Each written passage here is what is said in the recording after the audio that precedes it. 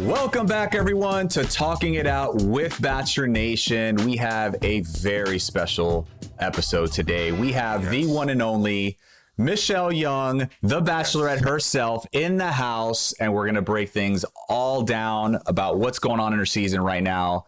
And we want to hear what she has to say. So, Mike, are you excited for this episode? I'm crazy excited to talk to Michelle, man. Absolutely. But you know how we do, man. We got to start with our hot takes first. So I actually want to bring up a situation that happened the other night. And actually, I could relate to this a lot. So Mike, pretty much Chris S., right? Mm-hmm. He came out with this speech right before the cocktail party was about to get started when Michelle came down, saying how guys were not seeing her and doing the little things on the dates that make a woman feel special. And he basically called bullshit on everybody, right? He's called out pretty much every guy in the room, and he specifically named Nayte by name to Michelle. So what ended up happening is that Nayte had words with Chris S., and Chris basically just told him, listen, man, I was just speaking facts. I was just repeating the words that you mentioned to the guys in the group setting, and I just relayed that back to Michelle because I think it's bullshit. So basically what Nayte had said in a group setting was that he wasn't worried about a one-on-one because he knew his time was coming, whether it was that week or another week.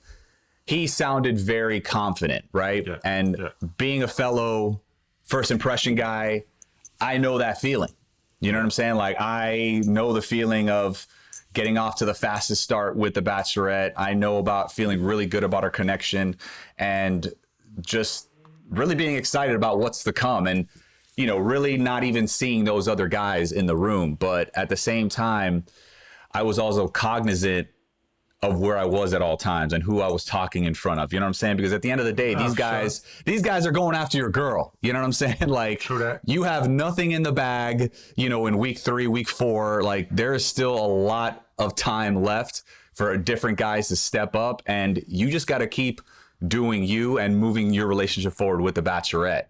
And I agree. There's a lot of sharks in there, right? They want your girl. So I just think that Nayte had a little bit of a hiccup. You know, maybe he was feeling himself a little bit, right? And, you know, deservedly so. Like him and Michelle, I feel, are a great match, but I don't think he's going to ever make that mistake again. In that situation that I was in as well, right? I think it could be easy to start feeling yourself a little bit, but at the end of the day, like, you have to remain humble, focused. You know, you need to watch what you say in front of the guys that are actually competing for your girl, right? Because they are a bunch of sharks. Like, they will use anything and everything in order to pull you down. And especially, Mike, I know there's one in every season, Chris S., right? There's always this guy on the season that he has absolutely no chance, right? But what do they do to stick around? They create some type of drama, some type of conflict to stir the pot and get in the Bachelorette's head. And they know their days are numbered. You know what I'm saying? Because at the end of the day, you actually have to have a connection with the Bachelorette. You can't just be stirring shit up all around and just not have a connection. So he will eventually go home. But I felt that Nayte gave him the opportunity to use his words against him. And will it trip Nayte up? I don't think so. I think Nate's going to go far, but he had to deal with the bullshit. And my take is, be careful, be aware of your surroundings in that type of situation. What do you think? My brother, we going to disagree. And I love it. I love it. We're going to disagree. Look, the mistake wasn't that he was talking around a bunch of sharks. The mistake was that he shouldn't have said it. Nayte should have said it, period. Nayte shouldn't feel that way. I don't care if it's you, my brother Bryan, that get the first impression rose. I don't care if it's representing Austin, Texas, Nayte either, or whoever it may be. You can never feel like you got it in the bag because night one, you didn't feel that way. And I think that what you're doing is setting a precedence for who you may possibly be down the road. Yeah. 50% of marriages end in divorce. One of that big reasons is simply because you stopped caring as much about that person. You started putting them to the side more. I don't care how confident you are. You got to do a check-in. He should have said it, period. Yes, also fine. Chris is gonna go home. We know that Chris gonna go home. I mean, yeah, I agree with that on that part. But Nayte shouldn't have said that. Period. I feel like Nayte. Again, it's not what you say; it's how you say it and the way it comes out. Right? I think if you would have been like, "Listen, man, I'm just appreciative whenever I get that one-on-one. If I get it, I may not. I don't know. But every time that I meet up with Michelle, I'm going to give it my all, and I'm going to try to advance my relationship." So whatever that is, way better. That would have been way better, right? Way better. So I guess that's my thing. Like the way he made it sound, and the way especially Chris S, he took that and ran with it. He's like, "Oh, this guy's real cocky." No, when I get advice to people, or when people give me advice, they don't. When it comes to relationship, they don't say, "Well, think about how they will be." They say, "Think about how that person's acting right now." So Nayte should have said it that way if that's what he meant. Period. He didn't say it that way, he didn't say it that way. So therefore, I'm gonna take you at your word. So you basically said the way he was boasting about it. That's him. That's Nayte. I'm just saying that's in that situation. That's him, right? In the sense of he feels super confident. I mean, the dude is 6'8" Chris Brown. So I mean, I would feel super confident myself, right? But he could have been way better with his words. He wasn't. He felt very comfortable, and I mean. He's still in my top 4. It wasn't like a thing where, Michelle gonna send you home right now. It was just more like this wasn't a Jamie situation. Yeah, it wasn't a Jamie situation. She just need to check him right quick. Hey, I like that you're confident, but I don't like that you're cocky. Oh, and she let him know real quick. Like she sat him down and was like, Nayte, you do not have anything in the bag. Like this thing is still wide open. Like stop feeling yourself so much if that's the case. Michelle did the right thing. I'll say that. Yes. Yeah. No. Listen, if there's one thing Michelle is going to do on this season, is it's going to be put people in check. Like it doesn't matter who it is, right? I love that. Yeah, no, that's what I love about Michelle. She's very no nonsense about the way she's handling her business. No, completely. Now, I do say, like from your point, you got the first impression rose as well, and we know Chris is going to go home, right? Yeah, he's not a contender, no. But like you said, Nayte had an opportunity to make it a whole lot better. Yeah, he had an opportunity to capitalize on that completely, but he just chose not to. Feeling himself a little bit too much, just too lackadaisical in that regard. And I hope that it won't ever happen again. I just really want to talk to Michelle. I can't wait for her to come on, because when she does come on, I just want to ask her, like, we know that she checked Nayte, right? But we know that she likes Nayte. So in a lead's position, how do they know that person really likes them? I mean, if there's anything that's really, really strong, it's a woman's intuition. I think she's just got to roll with it, trust her gut, right?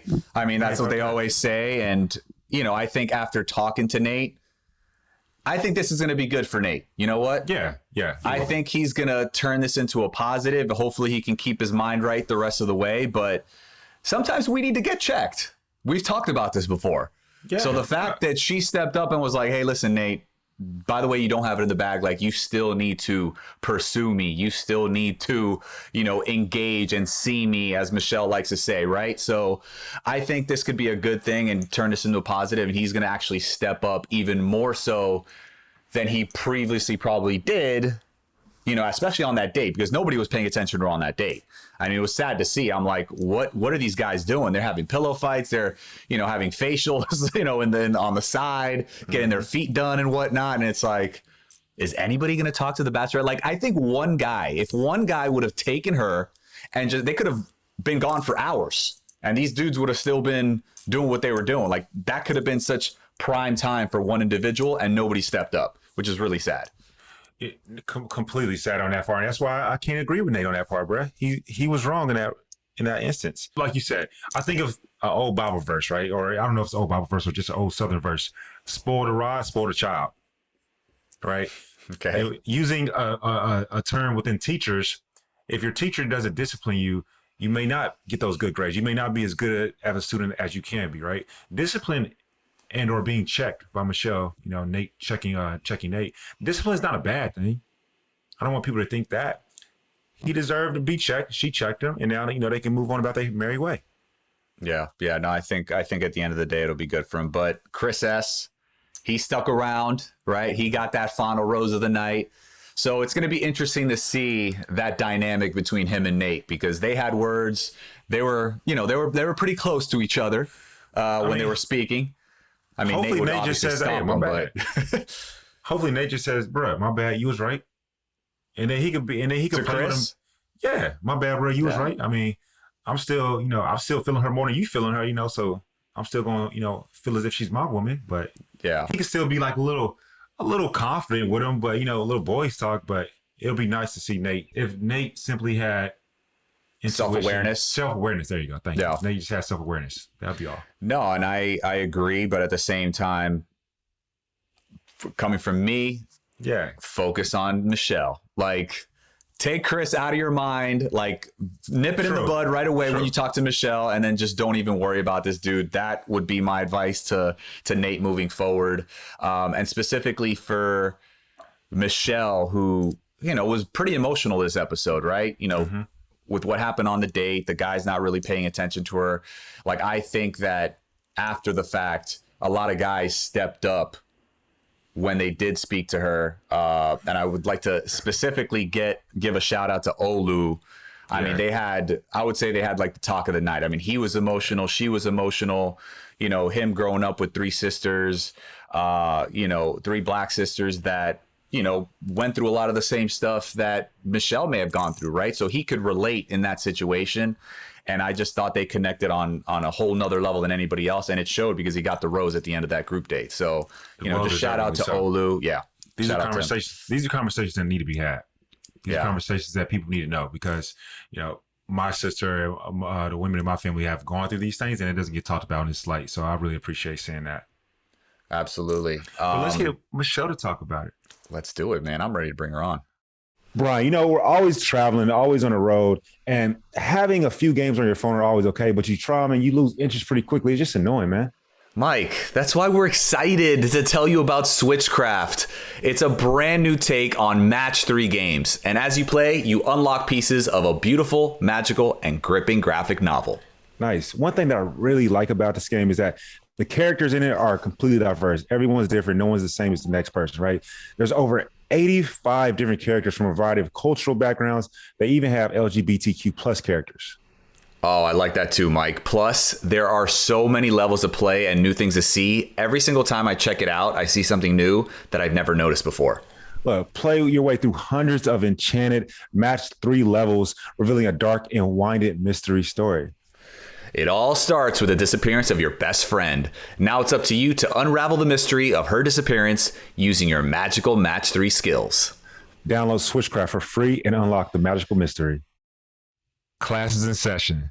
Oh, classes in session. We have the teacher in the house. What is going on, Michelle? How are you? Hello. I'm good. I'm doing really well. I'm excited to be here. We're excited to have you. It's great to see you. You've been killing it this entire season on the TV screen, off the TV screen. Just amazing woman that you are. Thank you so much for being here today. Yes, appreciate you. Thank you. So let's get right into it. This is a big week coming up, or a big week that just occurred. Very emotional week, right? Like, talk to us about, I just want to hear what your favorite date was so far throughout your journey. Oh, that's so difficult. But I feel like my all-time favorite, honestly, was the poetry date, which coming into this, if you would have asked me if writing a poem and being vulnerable was my favorite part, I would say no way. But I felt like that was the date where I was able to actually learn the most about the guys on the group date, because everybody truly did open up and you saw a different side of them and they got to see a different side of me. And so it was like this raw moment where everyone kind of laid everything out on the table, and it showed me a lot. I love that date. I think that all the guys did amazing. We spoke about you before in our podcast about something that you had said, pick last for prom, but pick first for basketball. Can you go into that? Because that touched me. I was hoping that one hit home for a lot of people. And for me, it was just, growing up in Minnesota, I truly was the only person of color in a lot of my classrooms all the way up until high school.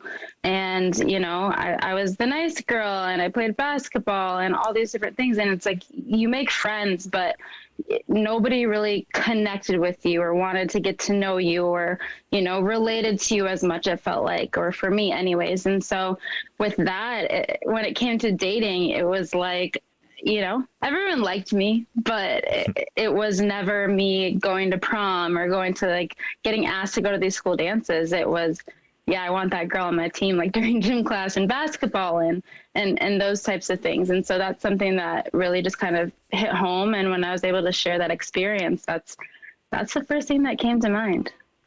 Michelle, I have a follow-up on that. You had mentioned that you basically had like a transformation in college, right? So you and Martin on this last date were talking about, and how in your younger years you weren't good at expressing yourself, right? But then when you came back from college, your mom noticed a difference in you, right? Like, what were those college years like, and how did that kind of make you blossom in a sense?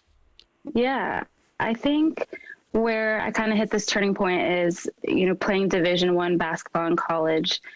There was a lot to balance with school, with being in the public eye. And there were these moments where you just, kind of take so much on your plate that you crack.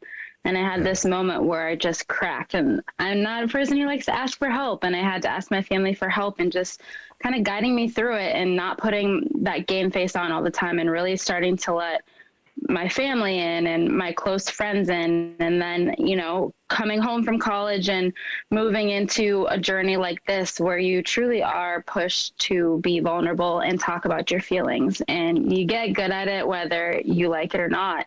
And I've seen all of that work and my ability to be able to just let loose and actually surrender to being vulnerable, and what it's done for a lot of my relationships. Yeah.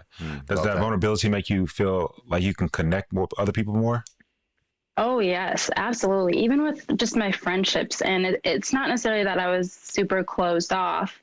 It was the fact that, I was kind of the person that my friends came to ask for help and advice. And I love being that person. But for me, it was letting people be that person for me too.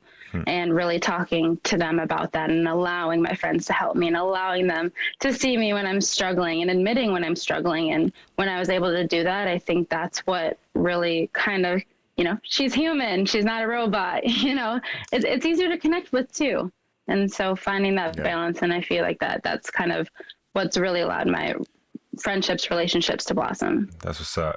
On that date that Bryan asked you about, your favorite date being the poetry date, what do you feel the guys took away from learning about you as the woman that they're going after? I think with being in the bachelorette position, you could come off as this person that, I guess it's just easier to be in this position where it's like you're the one that's desired and, you're the only female in this group of men. And it's like everyone wants to be in that position where you're sought after. But with that poetry date, I think what I wanted the guys to understand the most is that my life hasn't been like that. Like, it's not like people are lining up to date me or get to know me.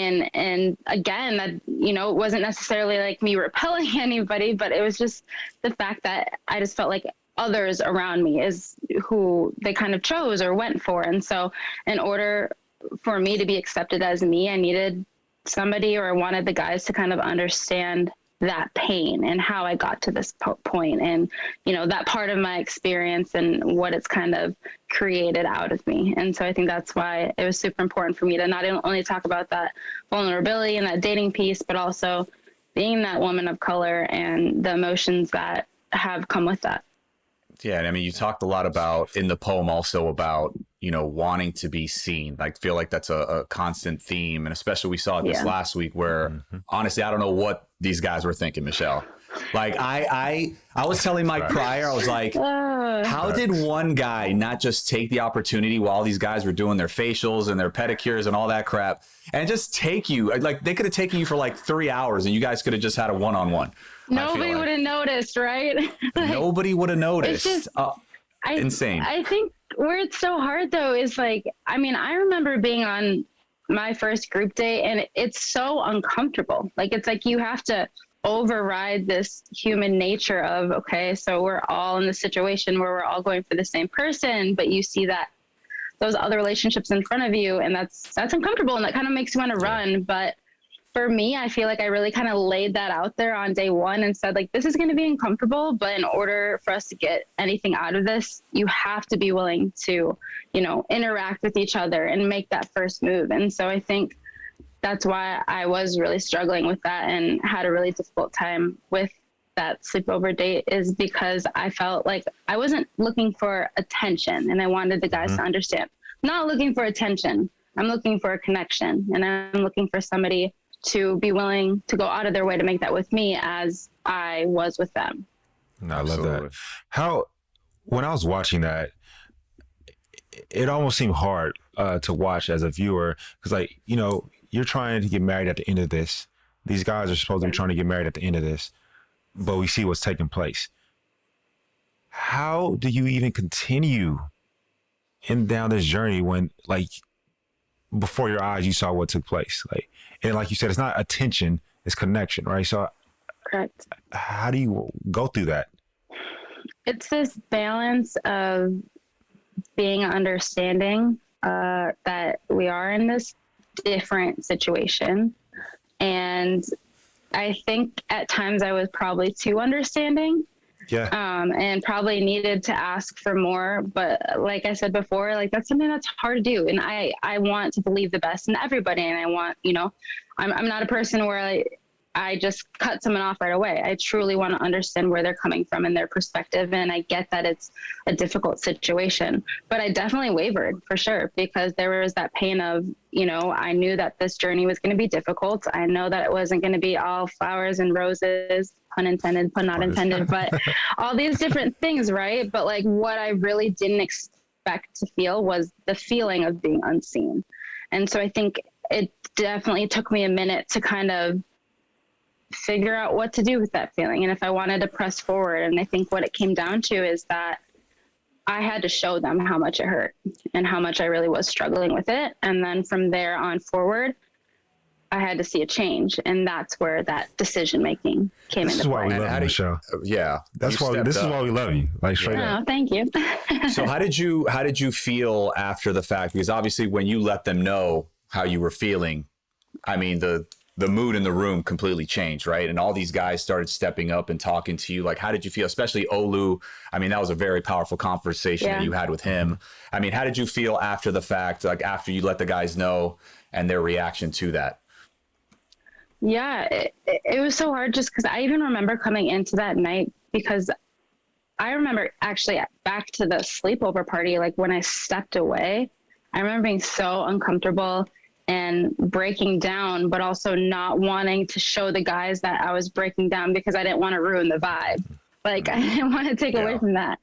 And so, you know, going into that night, I just truly realized that I had to be honest and I had to lay it all out there. And the response that I got was this overwhelmingly supportive response, you know, where I didn't want to come at them as in, like, you're not giving me this, how can you do this? It was more so I really needed to pull down all of my walls, show all of my cards, show that I was truly hurting. And it was really telling with how somebody would respond in a relationship, because you want somebody who is going to take a step back and listen, you know, and really try to understand where you're coming from and have that empathy and that sympathy. And so I feel like after that night, I was able to see how these guys honestly stepped up so quickly.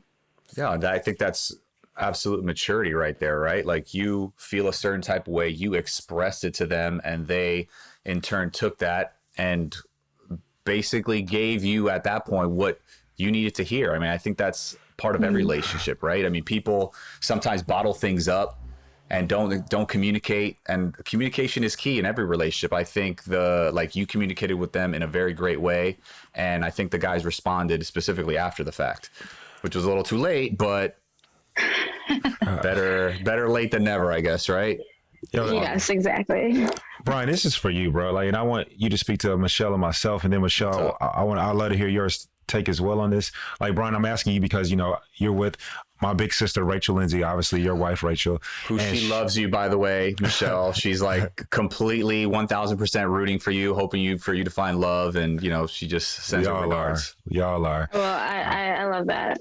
And so, Bryan, like, I can't imagine being the lead, right? And like you said, Michelle, you were talking about in regards to that date, not the attention, but having the connection. I think of that sometimes as the entire season, right? Because you know you're going to get attention on the show. You know, like that's what they're going to do, right? But then we also know how many people make it out of this situation together and married and have kids and all that stuff that we want to have. Bryan and you, what's been y'all staying grace, you and Rachel? And then Michelle, what do you think about? Like, what are some things you look at to make sure that it's not just attention for the show, but we have a connection throughout? Mm-hmm. Well, honestly, for me, it's a very different reality out there, right? I mean, right now, Michelle's in a bubble. Yeah. And Rachel, for like what, the next 2-3 years, right, or something like that. Rachel even 5 said years. Like sometimes you could see yourself with somebody in the bubble, but the point is to see if you can work with somebody outside in the real world, right? So that's where Michelle is trying to decipher. And I think for me, I was living in Miami, she was living in Dallas. It was a situation where we made a pact on the show that we were going to always put the relationship first. You know what I'm saying? Like that was over anything, you know, it doesn't matter where we live. Like as long as we're together, like if we're committed in this relationship, that's what we got to do and always stick to that. Right. And I think that, you know, Michelle, whoever you find, I mean, I think that's a good golden rule to follow. Just trust in the relationship and put the relationship first always. Like everything else comes secondary. Yeah, what was your mic? I couldn't agree more with you. Just there's so many different layers. I feel like being in this position adds to a relationship, and that was a huge concern, or just something that I was almost hypersensitive to as I was navigating through all this, because I talked with my parents, and you know, my family is very supportive, but we're also very private, and we're not on social media all the time. You know, we don't care about the spotlight, and you come into this position where you don't have the spotlight, and then you leave and you do. And so it's like there's some different changes, negative changes that could take place in a relationship too. And so I was definitely making sure that I do my due diligence with asking these different questions and really kind of seeing where the priorities already lie with these men and where they feel like priorities should lie within a relationship, and just having those conversations early on. And actually, you talk a lot about your parents and how, you know, they're still together. You want to model your relationship after them. Like, what is it about their relationship? Like, what are you looking that you see in them with one of the guys on the show? Everything is just always a team decision with my parents. Almost growing up, I was kind of annoyed at the point because they were just so on the same page where you couldn't, you know, my brother and my sister and I, you could never get away with anything. And so, you know, wait, there wasn't like a good cop, bad cop type situation? No, not really, because I mean, you know, if you wanted to sleep over at your friend's house, you would go ask, you know, I'd go ask my dad, and my dad would say, well, go ask your mom. We need to talk about it. And then I go ask my mom, and mom would be like, let me talk to your dad. And so it's like they were always on the same page. It was always a team decision. And growing up, it was like, oh, you couldn't get away with anything, or, you know, you couldn't play any sides like that. Your dad's a smart man. Your dad's a smart man. Exactly. Sound advice. I like that. Let me talk to your mother first. That's a very good way to take it. They always made a team decision, and they always communicated about everything, and they always listened to each other. They always took a step back when they needed to compromise. And so it's like growing up, I saw so many of those conversations right in front of my face. And it wasn't until I was older that I realized, oh, like this actually is not common in a lot of relationships, or this is actually something that's really special and unique. And I think that's kind of why I've been so picky in my relationships, is because that communication piece, I felt like, is why they've been able to get through difficult times, because they haven't always had an easy relationship, and they've been through really hard things in life, but they are madly in love. When I tell you that, like, they laugh together, they have so much fun, they talk it out. It's just, it's doable. That, it's achievable. Yes. Facts. Say it for the people in the back. Yes. You know, Michelle, I just thought about this. You said growing up, you know, being from Minnesota, being in the classroom, you were there up until like pretty much high school, the only person of color. Now you the boss. You the boss position, and you're a woman of color. You know, I just had to give you your Let's old go. flag. Yes. I just a little shout out. I never even thought about it. So just now. Yeah, represent that, right? But now that you're a teacher, right, and you literally are creating the next future leaders, literally quite within this country and even the world, what have been some of the experiences that you've taken that you want to instill into the youth, that you want to instill into your kids? Being able to have difficult conversations in my classroom. I mean, we have had so many conversations about race, right? And not having these sugar-coated conversations in the classroom and creating this environment where these students can open up about their ideas and about their feelings. And in my classroom, I do have a very diverse classroom, and these students come from very different backgrounds, and they're able to share these things with each other and think about different things and build that empathy. And, you know, when they're really on the playground and are bonding with each other and having, you know, these different friendships, and then we go back into the classroom and can have these circles where they're speaking up and, you know, making goals, making, you know, giving ideas of where things need to be changed and all of that. It's been pretty amazing. And I think, you know, the academic piece, that's really important and all of that. But I think my favorite piece is being able to actually have these raw conversations. How did that go, by the way? We have to. And how did those go? Like, because I mean, like in real time, obviously, like with everything happening in 2020 with George Floyd and the whole thing, like how did you navigate that with your kids? Like take us into your classroom real quick.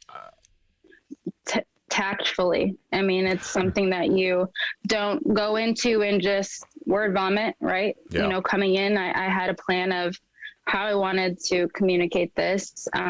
Being a teacher, a lot of times is providing the information, right? Having factual information. And then students are resilient and students are smart. Like, these children are so smart. And honestly, it's more of me facilitating that conversation.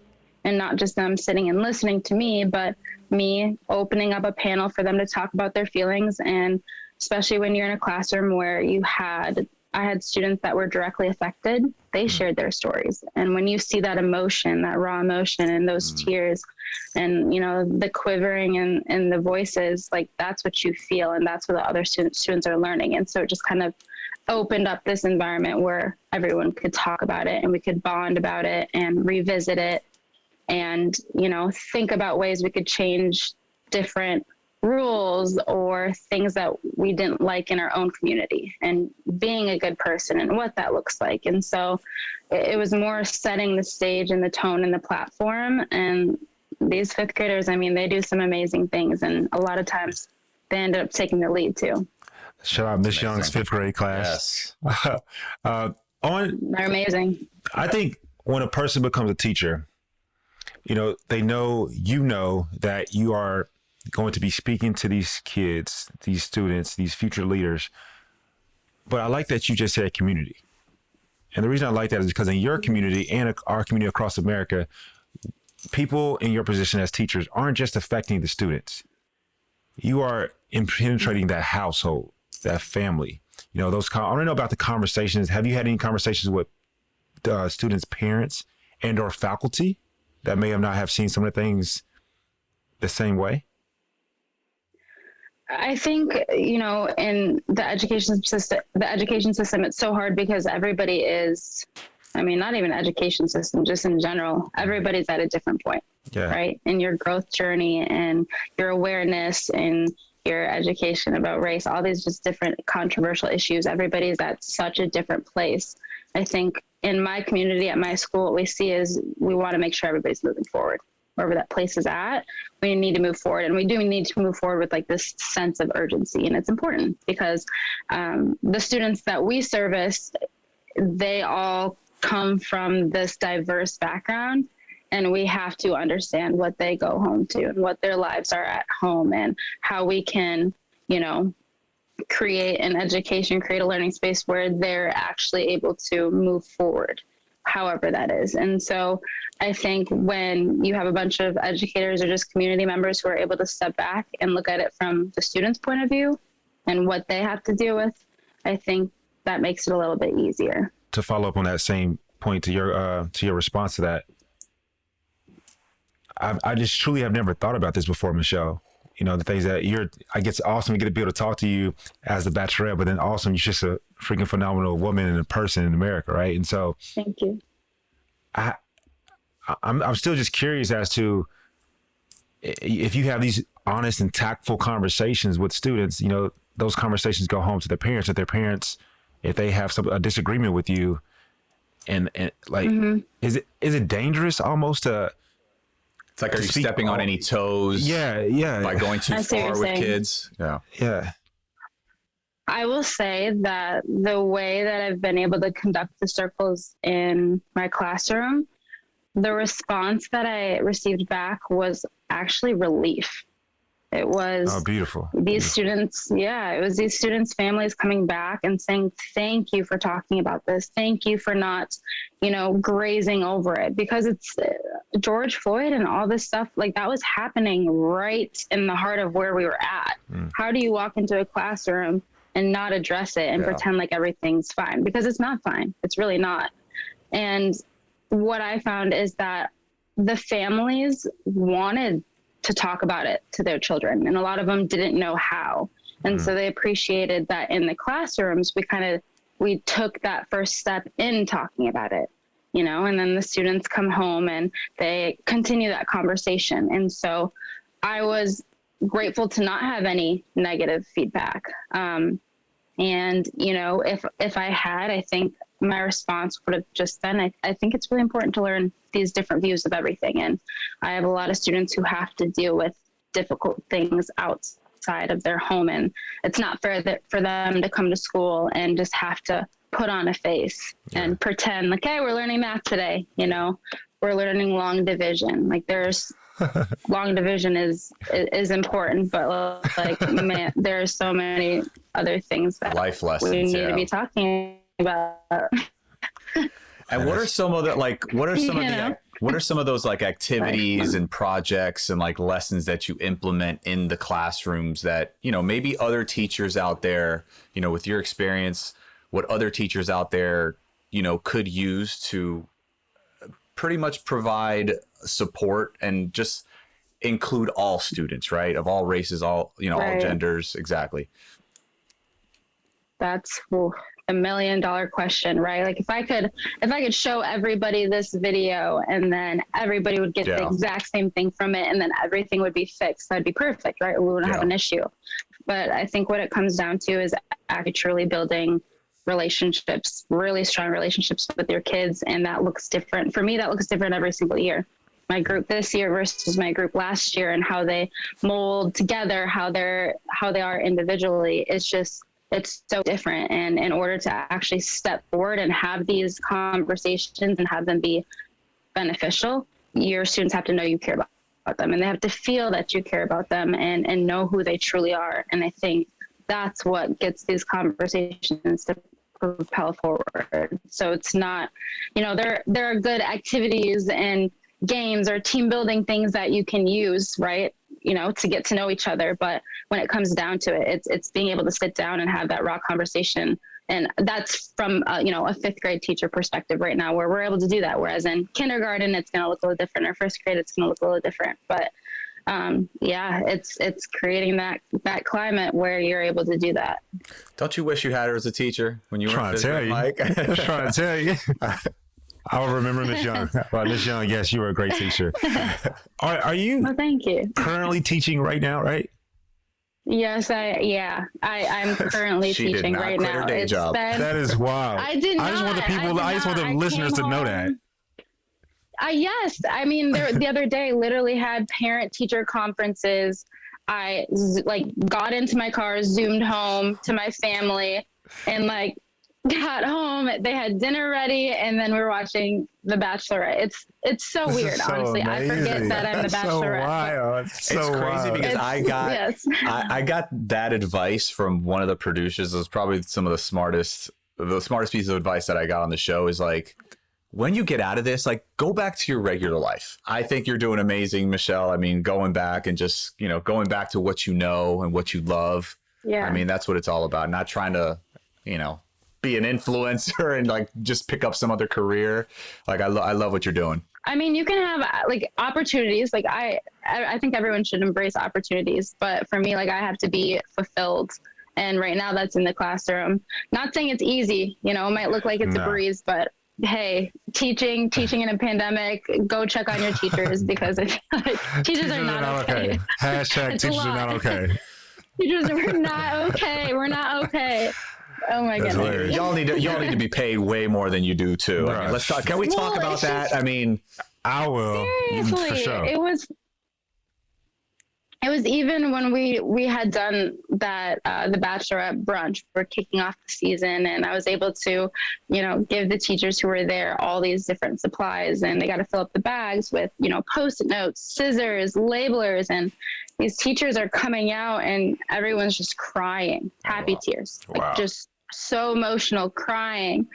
And, it's like, if you actually like step back and look at it for a second, we're crying over Post-it notes. We're crying over scissors. We're crying over a labeler because like we don't have these things in our classroom, or you're pulling out of your own pocket, and just teachers truly do so much of it just out of the goodness of their heart, and they're expected to do that. And they do it without complaining. They do it without receiving a lot of money. They do it, with continually adding all this stuff to their plates. And so it's like the fact, if you see someone crying over Post-it notes, right? You seem like, take a second real quick. Like, and then they're grateful for Post-it notes. That's insane. And then y'all got us, I was a part of the bad kid committee. We being bad to the teachers. You got the students' parents being mean to you as well. So salute to all the teachers. Speaking of being bad, yes, exactly. Speaking of being bad, Michelle, I'm very curious of how Mike was in the classroom when you were in 5th grade. Oh, he was a naughty boy. That's what popped in my head. But let's say Mike was being naughty in your classroom. Like, what are your disciplinary actions? Like, how do you put him in detention? Like, what do you do? Lines? I remember lines. Like, I will not talk in class like 1,000 times. The Simpsons thing. That is very old school. I don't even know. I'm going to say when I was back in elementary, but I feel like we're not that. I don't know. Michelle, Brian's past 40. He's past 40. I was actually writing on piece of paper. You now look they probably great, just do Brian. it. Thank you. I appreciate it. They probably do it on like some laptop or iPad that you guys have now. I have never had any student write like something over and over and over again. I mean, maybe an apology letter, but I run a pretty tight ship. Like I have the high expectations, and I know, yes, because I know that they can do it.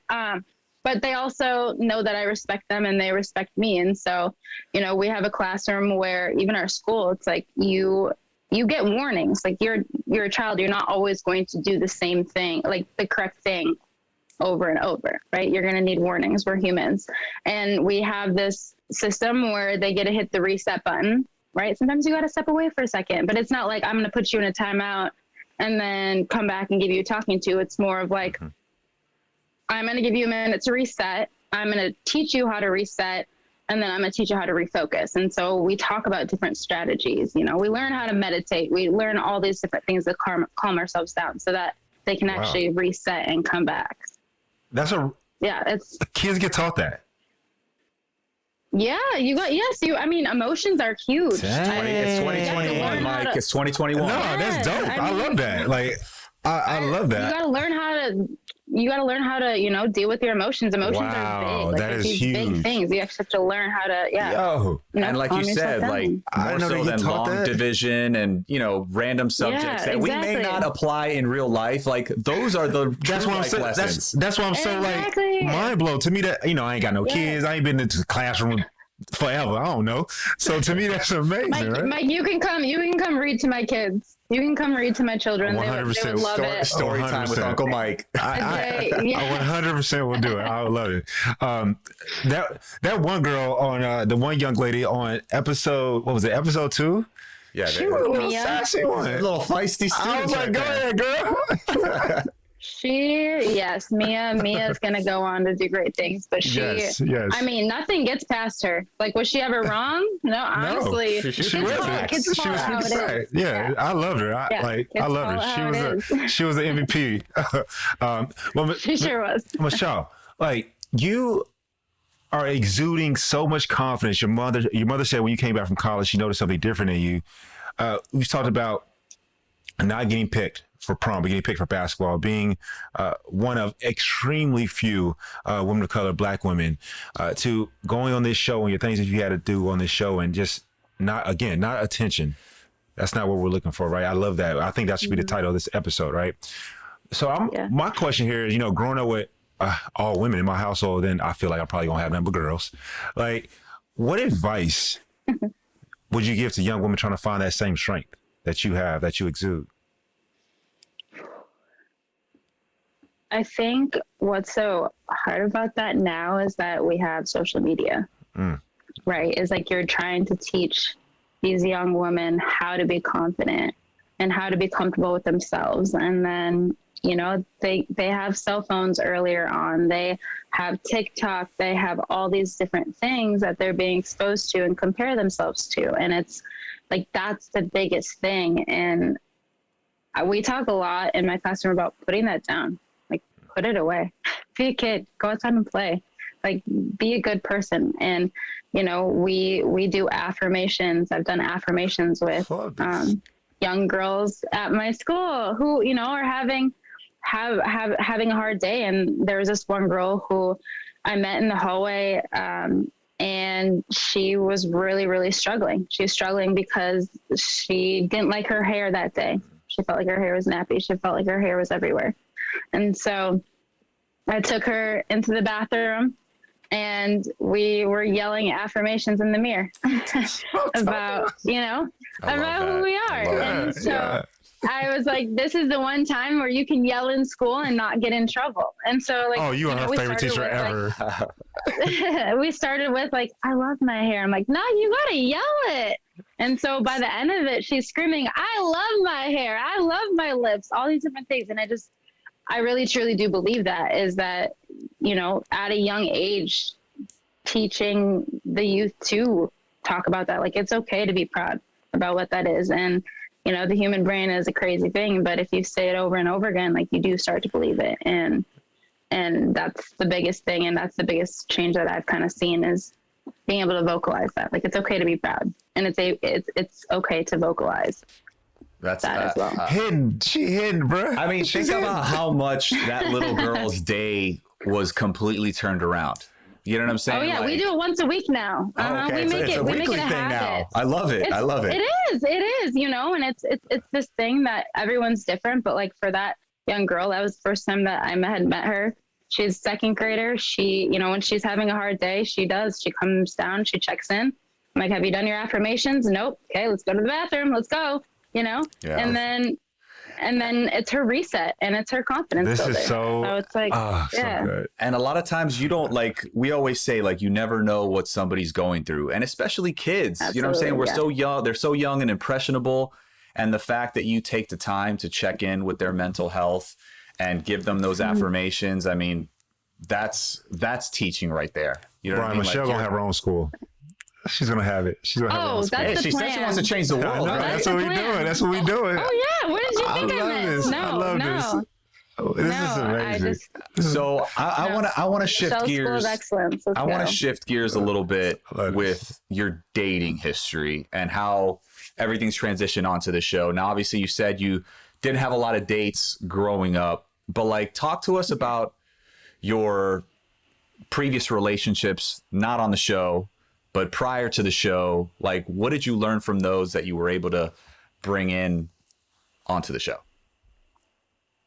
I was in two very, like, serious relationships where I had that relationship where you're like, okay, this is my person. I thought, that I'd be spending the rest of my life with them. And as that relationship progressed, it just started to become more and more unhealthy. And, when I take a step back and look at that, I felt like I was never truly accepted in that relationship, and I felt like we couldn't have the difficult conversations. We couldn't have conversations where I could talk about race. You know, I felt like that other person was always playing devil's advocate. And that's really hard when you're in a relationship, because I need you to listen, you know? Yeah. And I talked about that on the show with Rodney too. Like that first time where someone was used the N-word at me, and with however I responded was how I deserved to respond. And the fact that when I got home, you know, you expect to be able to tell your person those things, and you expect to be comforted and supported. And there were just all these situations where the support wasn't handled as I felt like it should have. And that's what really showed me. And I think for me in that position, I continued to change. Like I thought it was me, you know, it was me. Maybe I'm the one in the wrong and I should be responding like this. Or like I was in a situation where I was told that, you know, he had to get used to my curly hair, right? It's just something that I have to get used to. And it's like, in my head, I'm like, wait a second, like you don't have to get used to something that you like or accept. It was just like all these different things, but you know, I didn't really see it when I was in it. And then once I stepped out of it, that's when I was like, I wasn't allowed to be myself. I wasn't allowed to be Michelle. And I'm not ever going to step into a relationship where I can't do those things. But in order to know who Michelle is, I had to be vulnerable. I had to open up. And so I think walking into my next relationship, it was scary to be able to open up and talk about those things. But I definitely did it right off the bat, because I knew that I couldn't really move past a certain emotional point if I didn't know that or didn't feel that. You're making so many little young ladies out there smile right now. You're making so many mothers right now smile. You're making so many fathers out there smile right now and be like, baby, listen to Michelle. No, do the talking. Just listen to what she got to say. This is a role model, okay? Yeah. 100%. We love that. So what's next for you? What is something that you want to do that you desire? Well, where do I even start? You want to change the world. That's what you said. So where do I even start? Tell us your dreams. Tell us your dreams, Michelle. All my dreams. Okay, like my dream. Honestly, my dream, where I see dreams, like when you shoot for it, I'm like, this isn't like, I don't talk about whether it's like realistic or not. If I'm dreaming it and if I want it, I'm like, cool. Like, what steps can I do to get there? Exactly. For sure. But the biggest thing for me is I would love to open up my own school. And it seems like a long shot. It seems like all these different things, but truly, if I can get students in a situation where I would love to be able to combine academics with athletics and training, being able to, you know, give them the academic piece, but then achieve that whole opportunity after school. You know, so many of my students, you have them at school and then they go home and they don't get the opportunity to be on a basketball team or to be in drama or theater, all these different things. And to be able to create your own system where that's actually provided is something that it doesn't matter at times what that child goes home to, because when they're at school and they're in that after school program where you're able to really truly teach them all these different things, like they can be their own successful like wheelhouse to move forward. They can move themselves forward. And I think like that's the biggest thing that I would love to do, and be able to then, you know, pull teachers in the communities, all this different stuff who in high school, I was in a first grade classroom teaching. Actually, I went through this program where I got to teach in high school in a first grade classroom. And this program targeted teachers of color and getting us, you know, into that teaching profession. And so, hey, if I had my own school where, you know, I have the athletics, I have the academics, and I can target, you know, these high school students to bring them into the community and work with these students, these younger students as well, and just create this whole system cycling through, I think you could change a lot of lives doing that. Would you like to establish it in Minnesota? That's a start. Yes, I'll start in Minnesota, but then, you know, you want to go countrywide. That blueprint and hey, yes. Now, is there as many people as possible? Is there anybody that, like you being a teacher, is there anybody that you turn to, like a mentor, you know, somebody that's been a teacher for, you know, a number of years that, you know, you turn to and seek guidance from? I feel like I have mentors in so many different parts of my life. So for teaching, there's definitely an administrator and a teacher that if I need something, or I just always feel like I can learn so much from them.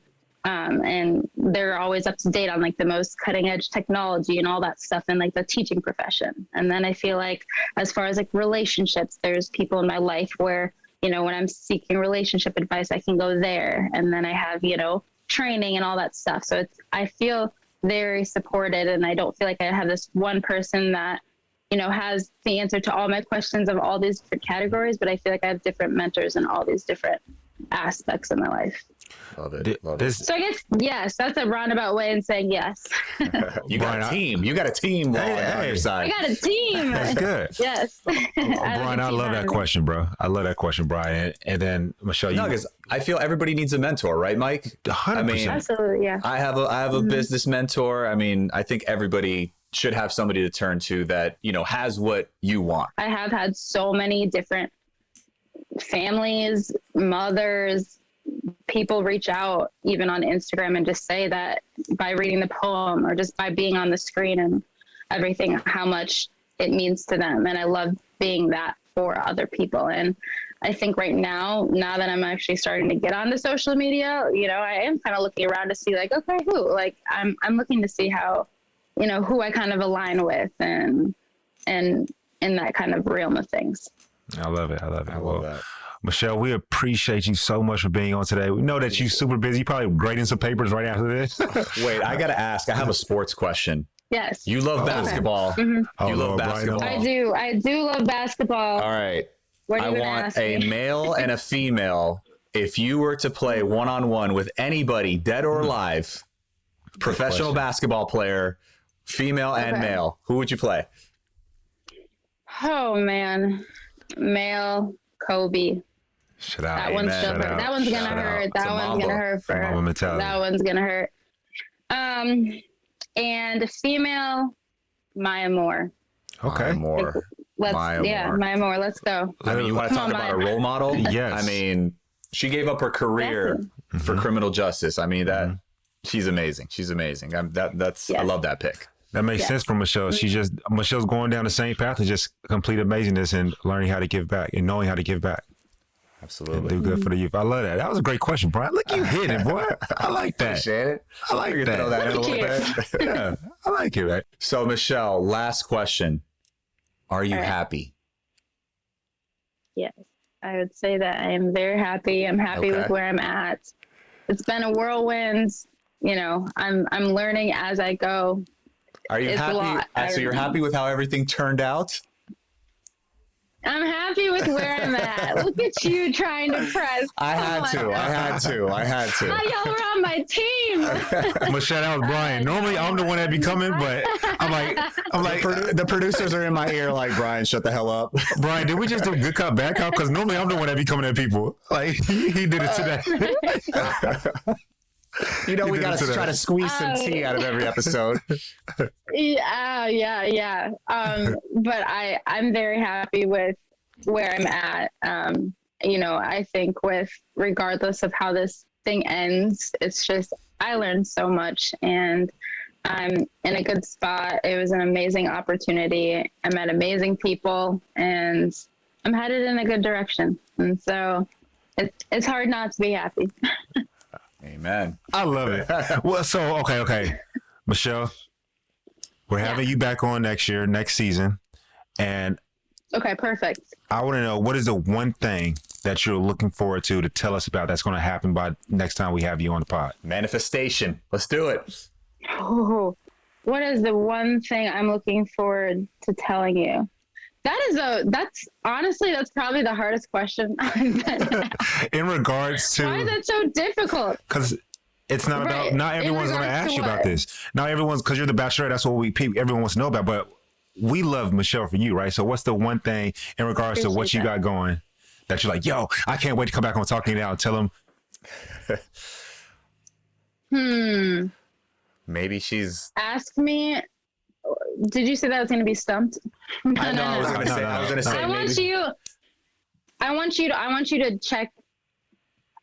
No, say it. I want you to check in with me. Okay. tactful, right?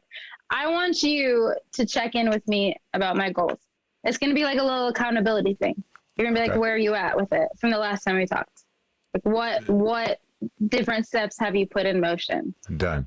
Because now if I come back and I'm like, crap, I got nothing to share. The pressure's on. The pressure's on. The pressure's on, you know, you're my little accountability partners. I got right you. here. I'm good at that. Along with the whole world. Everyone's going to hear it. Everyone's going to be like, Michelle, did you do this? Michelle, did you Perfect. Awesome. I'll be ready. Well, thank you so much for being here today. It was a breath of fresh air, and can't wait to see what you do in the future. Yes, Michelle, you are killing it on the season. Continue to do so, which we know you will. And thank you for coming on today. Yes, I appreciate you both. It was very refreshing to be able to talk it out with y'all. Thank you. Look at her. She it was like therapy. It was like therapy. Oh, wow. Come back anytime. We're keeping that part. Nobody's editing that out whatsoever. I don't think the other podcast got therapy. All right. We're therapy. All right. It was therapeutic, you know? It was a good balance. We talked about realness. You know, I feel like we talked about everything real. We talked about the stuff that matters. I love when Michelle said, it's not attention, it's connection. She is the... I'm telling you, bro. She's like... Trademark that shit. Trademark She's going to 100%. This is weird to say, but it's what came to my mind. She's like the Barbie, right? And what I mean by that is she's like, you know, she's the girl that all the girls want to be aspire to be like. Yeah, 1000%. And I think she's just showed so much grace and class and assertiveness, right? You know, she's not putting up with the BS. Like, she calls you out. She will let you know what's on her mind. And I mean, we're therapy, Mike. Like, we are therapy. I feel like that is one of the best compliments. You know what I'm saying? With all the drama that she's going through right now, you know, the season going on, the stress with her teaching gig. I mean, we were that place to come and just let it all out and talk it out. Yes, I love that. I love that. Give me some pat on the back.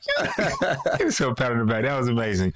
To be honest, Michelle made it easy for us. She's easy to talk to. Yes. As simple as that. I think we covered so many like different topics, right? We really did. Her career, you know, her previous dating history and relationships, and what she went through growing up in Minnesota. You know, her future dreams. I mean, she's going to be doing big things. I have no doubt. I mean, I can see her pulling a LeBron and putting up a school. She's going to pull up a LeBron. Sure. I'm going to have to hit her up. She says she needs everybody listening. Make sure you hit up Michelle. We're going to be all her accountability partners. Yes. And of course, to all our fans out there, all of our listeners, we absolutely love you guys. Thank you for making Talking It Out what it is today. And thank you for tuning into today's episode. Definitely. You know, we always love to hear your opinions, your stories, and your insight. For those of you that tell me about myself, you know that we listen. So please keep doing it. We love y'all for it. So please don't forget to like, comment, follow, and message us on social at Talking It Out BN. That's Talking It Out B as in Bachelor Nation on IG, Bachelor Nation on TikTok and Facebook, and of course, Bachelor Nation on Twitter. And as always, don't forget to subscribe to our podcast and listen to us on the Odyssey app or wherever you get your podcasts. And baby, don't DM me no more until you hit that subscribe. Love y'all.